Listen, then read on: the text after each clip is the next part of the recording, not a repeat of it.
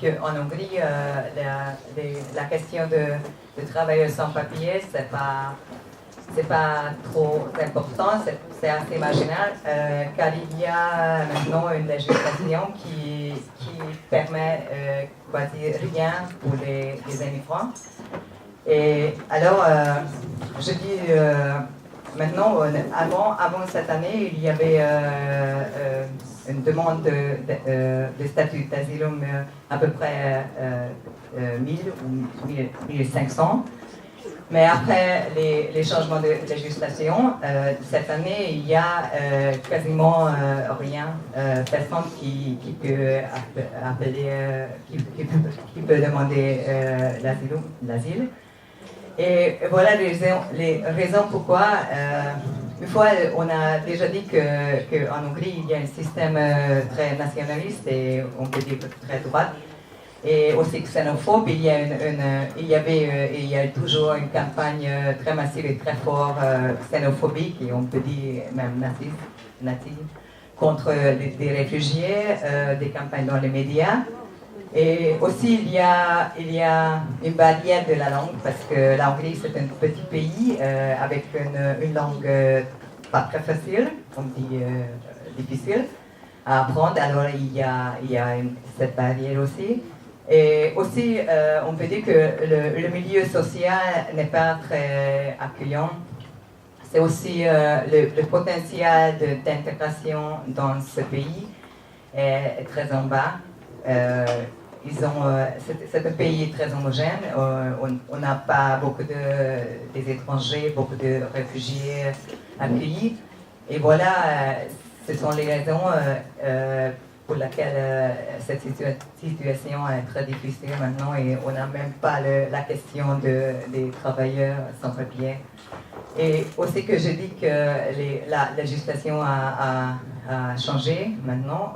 On avait des programmes d'intégration avant, mais maintenant, après cette décision, il n'y a rien pour des réfugiés. Ils ont pas des droits concrètement. Et il faut dire que même il y a, pas officiellement, mais il y a des gens, il y a des réfugiés dans ce pays, mais l'administration et l'office de l'immigration est très lente et très inhumaine, on peut dire. Alors, même les plus simples droits de l'homme des réfugiés sont violés maintenant, déjà, je peux dire.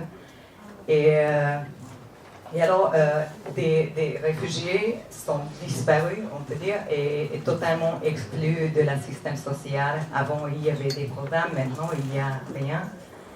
Et je peux dire aussi que la plus triste de cette situation est la situation des enfants non accompagnés. Sans papier. J'ai une collègue ici, Judith, qui est pédiatre. Judith Oui, c'est elle, qui est pédiatre et qui s'occupe de ces enfants qui sont mis dans un centre de protectif de l'État. Mais elle s'occupe des après son travail quotidien.